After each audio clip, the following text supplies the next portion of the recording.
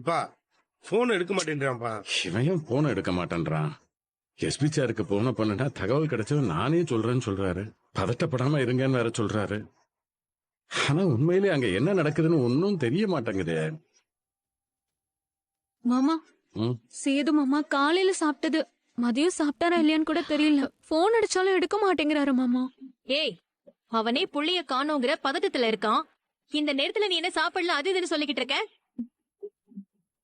அத்தாச்சி, அவ கவலை அவளுக்கு, நீங்க எதுக்கு ஏதாவது சொல்றீங்க? மதனி, இந்த வீட்டோட வாரிசு காணாம போயிருக்கு. கொஞ்சமாவது அந்த வருத்தத்துல பேசுங்க. அந்த வருத்தம் எங்களுக்கும் இருக்கு அத்தாச்சி. இருந்தாலும் ஐஸ்வர்யாக்கு சேது தானே முக்கியம். அவ அவனை நினைச்சு கவலைப்படுறதுல என்ன தப்பு இருக்கு?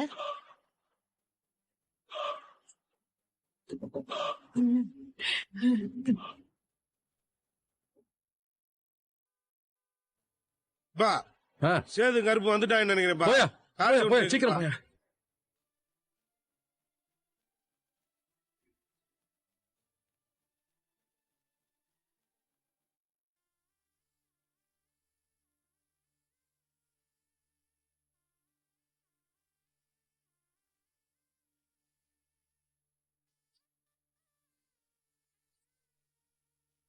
சேது, என்னையாச்சு? நீங்க மட்டும் வரீங்க, குழந்தை எங்கயா?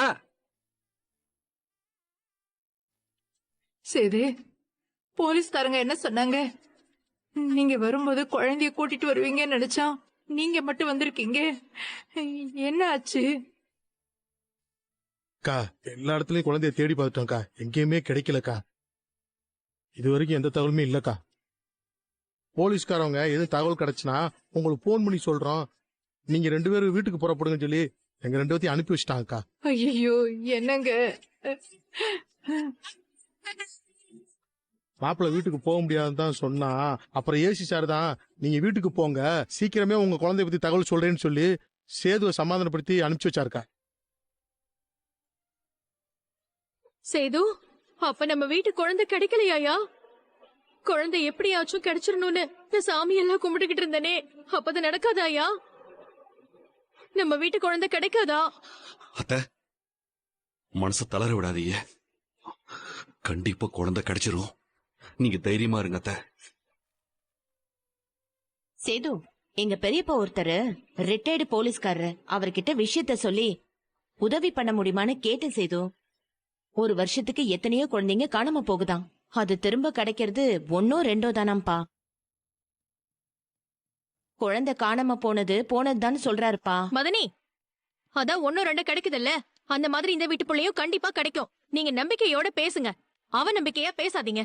நான் நல்லா தான் பேசிட்டு இருக்கேன் அத்தாச்சி, நீங்க எதுக்கு கோவப்படுறீங்க?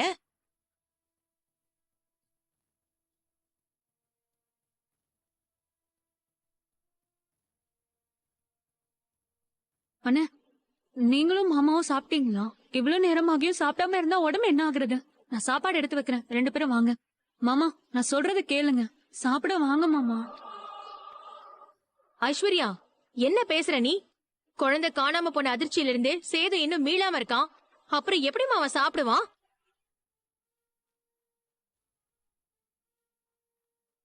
இந்த மாதிரி நிலைமையில அவனால நிம்மதியா சாப்பிட முடியுமா சொல்லு? சேதுதான் இன்னும் அந்த குழந்தைய ஏத்துக்கவே இல்லையே அத்த. அவன் எனக்கும் அந்த குழந்தைக்கும் எந்த சம்பந்தமும் இல்லன்னு தானே சொல்லிட்டு இருக்கான். அப்படி சொல்லிட்டா மாமாவுக்கு குழந்தை மேல பாசம் இல்லாம ஆயிடுமா? பாசம் இல்லாமதான் மாமா காலையில இருந்து ரோடோட குழந்தை தேடி அலைஞ்சிட்டு இருக்காரா?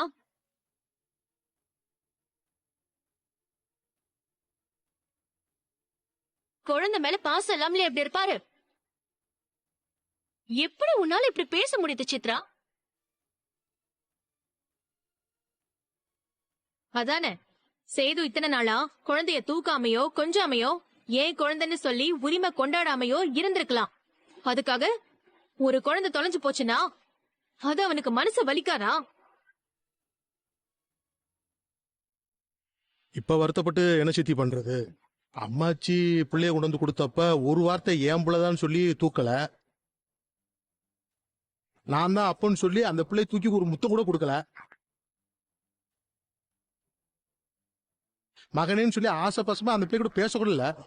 இன்னைக்கு காலையில இருந்து பித்து பிடிச்சவன் மாதிரி தெரு தெருவா காணமும் தேடிக்கிட்டு இருக்கான். எதுக்கு இதெல்லாம்? வேண்டாங்கிற பிள்ளை கிடைச்சா என்ன, தொலைஞ்சா என்ன சித்தி?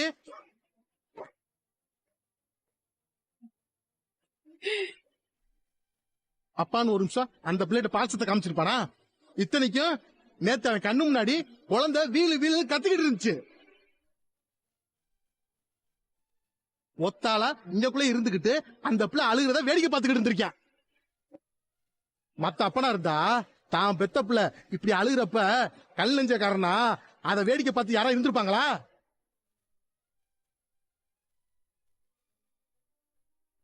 ஓடி போய் பிள்ளைய தூக்கி மானே தேனின்னு கொஞ்சி பிள்ளைய சமாதானப்படுத்திக்க மாட்டாங்க? இத்தனைக்கு அது தாய் இல்லாம இருக்கிற பிள்ளை வேற. அந்த பச்சை குழந்தைய பிறந்த அன்னைக்கே நம்ம கிட்ட ஒப்படைச்சிட்டு போயிட்டாங்க. அப்படிப்பட்ட பிள்ளைக்கு தாயும் தகப்பனா இருந்து நல்லபடியா பாத்துருக்க வேண்டாம்? அதை விட்டுப்புட்டு யாரோ பெத்த பிள்ளை எனக்கு அதுக்கு சம்பந்தம் இல்லைன்னு சொல்லி அந்த பிள்ளை முகத்தை பார்த்தா எனக்கு யார் யாரமோ ஞாபகத்துல வருதுன்னு சொல்லி அப்படி இப்படின்னு சொல்லிவிட்டு கொஞ்சம் கூட அதை கண்டுக்காம தானே இருந்த. அப்படி இருந்திருக்க வேண்டியதானே? இப்ப மட்டும் உன் குழந்தை தொலைஞ்சு போச்சுன்னு கவலைப்பட்டு இருக்க?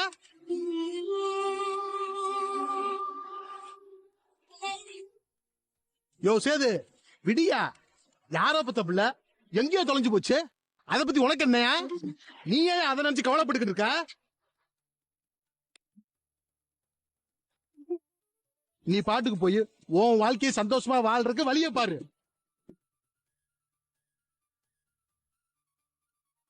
உனக்கு என்ன வயசு இல்லையா, இல்ல வாழ்க்கை இல்லையா? புதுசா வேற கல்யாணம் ஆயிருக்கு, நீ இன்னொரு குழந்தை கூட பெத்துக்கையா? எதுக்கு தேவையில்லாம தொலைஞ்ச பிள்ளைய பத்தி கவலைப்பட்டு இருக்க?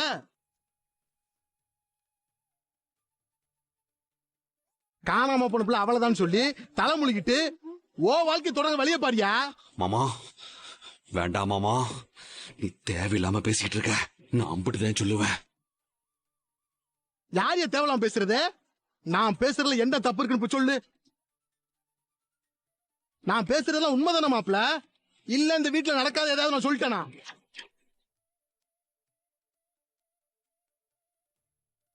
மாமா நீங்க சொல்லுங்க மாமா. நீங்களே பிள்ளைய ஏத்துக்கிட்டேன்னு சொன்னதுக்கு அப்புறம் இவன் பிள்ளைய ஏத்துக்கிட்டானா? இல்ல மாமா, இவன் ஏத்துக்க முடியாதானே சொன்னா. எதுக்கு காலையில இருந்து தெரு தெருவா பிள்ளைய காணும் சொல்லி தேடிக்கிட்டு இருக்கான்? அங்க இருக்குது என் பிள்ளையா, இங்க இருக்குது என் பிள்ளையான்னு பார்த்து சொல்லுன்னு சொல்லி இவங்க வச்சிருக்கிறது என் பிள்ளையா பாருன்னு சொல்லி எதுக்கு இப்படி நடிக்கணும்?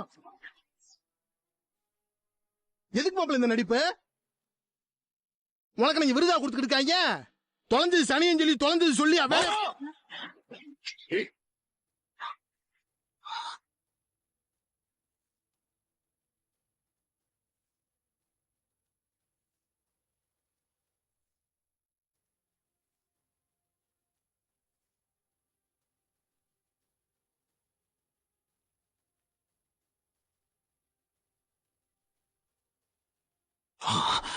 இதுக்கு மேல ஒரு வார்த்தை பேசுன அவ்வளவுதான்.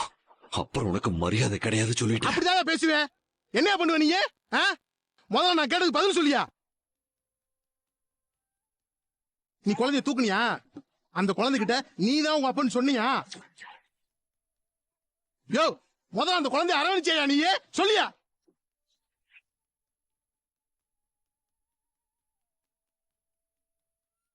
அப்புறம் அந்த பிள்ளை கிடைச்சா என்ன, தொலைஞ்சா என்னையா? தொலைஞ்சா தொலைஞ்சிருப்பது பிள்ளை விடு. அது எங்கேயாவது போய் அனாதைதான் வாழும் தலையில எழுதியிருந்தா அதை யாரால மாத்த முடியும்? விடு. இங்க பாரு, இப்ப சொல்ற கேட்டுக்கோ. அது ஏன் குழந்தை.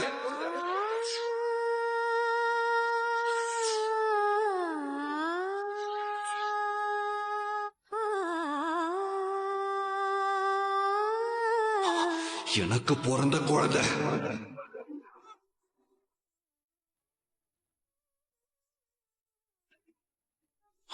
அது என் உசுர்ல பாதி.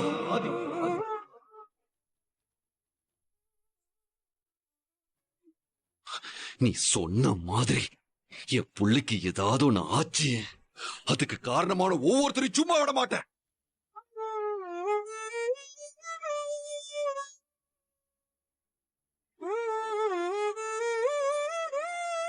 இங்க பாரு, நேத்து வரைக்கும் அந்த குழந்தை மேல எனக்கு கோவம் இருந்துச்சியா, ஆனா இப்ப சொல்றேன், அது ஏன் புள்ள, ஏன் மவன்,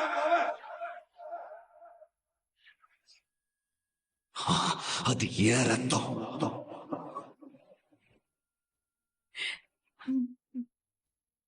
அனாத அது இதுன்னு சொன்ன கொண்டே புள்ள.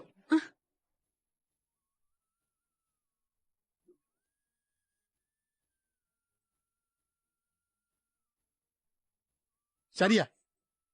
ரொம்ப சந்தோஷம். உன் மனமாட்டத்தை நாங்க நம்பலாமா? இல்ல அப்புறம் எதுவும் மாத்தி கீத்தி பேச மாட்டியே?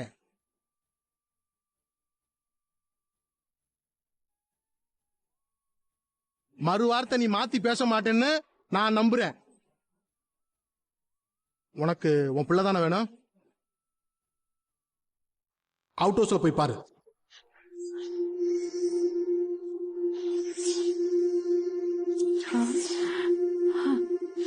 அவுட் ஹவுஸா?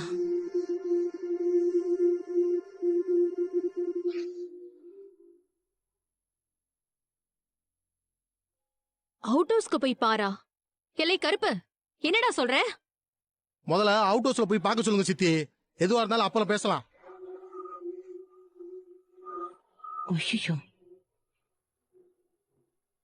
என்னைய பாக்குற? உனக்கு உன் பிள்ளை வேணும்னா அவுட் ஹவுஸ்ல போய் பாரு. போயா.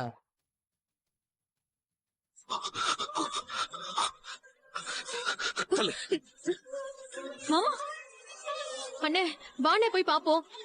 வாங்க.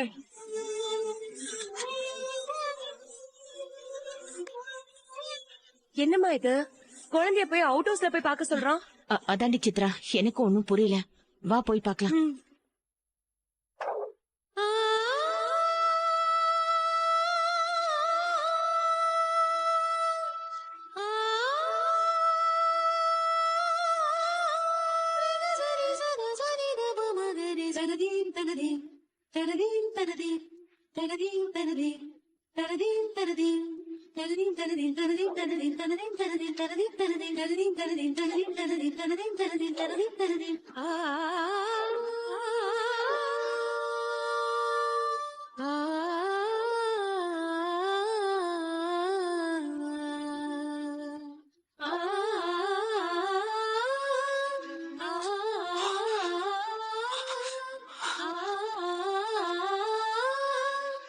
ஏய், உள்ள யாரு?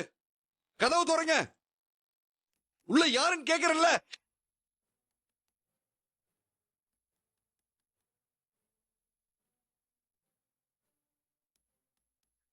கதவை தர. கதவை திறக்க போறேன் இல்லையா? ஏப்பா நல்ல கதவை தட்டுப்பா.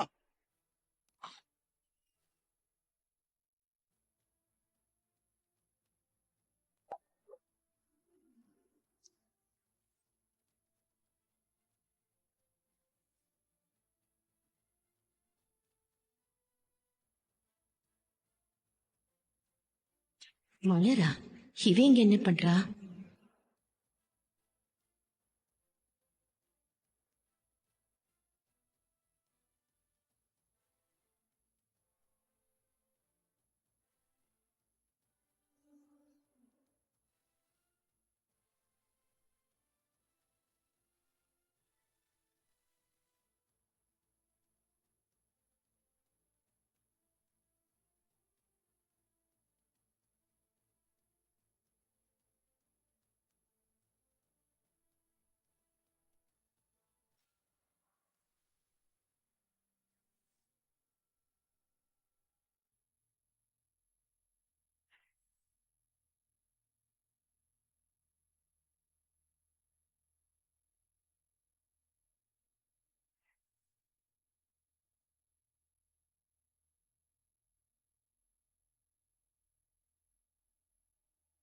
என்ன மாமா இங்கேயே நிக்கிறிய?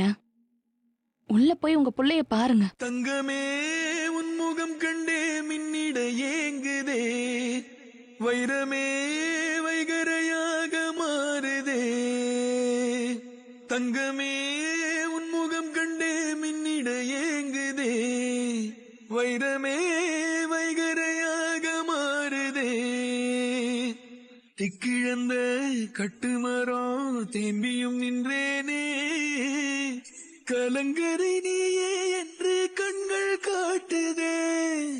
விண்ணிழந்த நட்சத்திரம் வீதியில் வீழ்ந்தேனே, கரங்களை நீயும் நீட்டவானம் பூத்ததே. தங்கமே தூரி தூரி ரோய், வைரமே தூரி தூரி ரோய், வையமே தூரி தூரி ரோய், தெய்வமே